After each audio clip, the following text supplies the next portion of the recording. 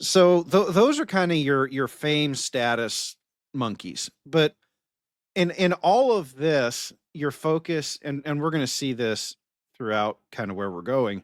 All of this is your focus is on just getting what you can for yourself for as long as you can get it. Like, okay, Sophie Rain, okay, great. You made $43 million next year. When you don't make that next year because you're no longer the it girl, hopefully you didn't spend all of that $43 million already and you've got some left over, because there will be a day when you're not the it girl anymore. And I think she is trying to set herself up to be the next Nala. Okay. No, I mean she comes out and says, "Oh yeah, I'm a virgin, I'm a Christian." Look, whether or not it's true, you're selling your body on OnlyFans to desperate men.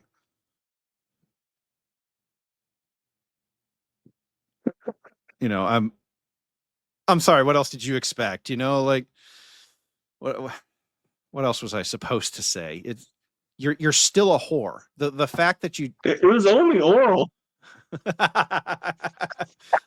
Right. But she has succeeded because she's willing to dance. But it's going to destroy her, and it's going to destroy her fairly soon. Like it destroys all these women. It's a few years and they're out. Destroyed. I sent you to the link to a YouTube stream I watched called From Housewives to Hoes. Two women discussing their history. They're now divorced and kind of out there. Live in Portland. Need I say more? Of course. But they were married for 11 and 16 years, and had their up, somewhat. Well, they were Christian in their youth. Of course. One girl says, "Yeah, she had a low body count, but in high school she was known as the BJ Queen." Okay, that's a high body count. Nothing new.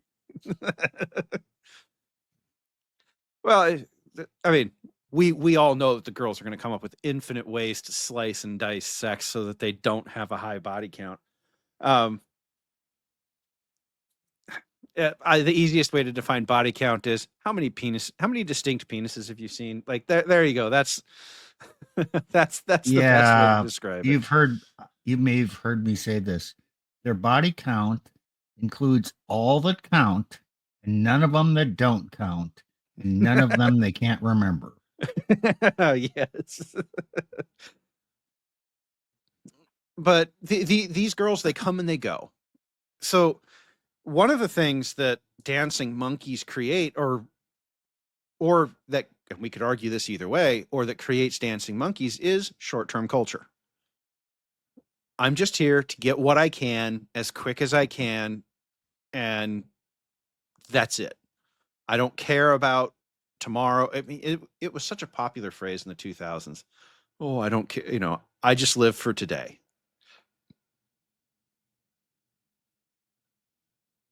Well, great. You kept living for today, and now we don't have a culture. The infrastructure is a crumbling mess. Chief, that's actually a good word. Mercenary. I like that word. That's a good word. It is. It's mercenary. And mercenary works for you. Like I can absolutely guarantee that if you go out there and you just be a raging mercenary, you're just going to take as much as you can get, as fast as you can get it, you will get it. Just don't be the person holding that particular bag of excrement when the world falls apart, because all of the stuff you got will not save you. We've talked about that before in other streams. Like we talked about, what does it actually take to survive in a grid down situation? Well, the guys who've actually had to live in situations like that will tell you it isn't all your stuff, it isn't all your money, it's who you know.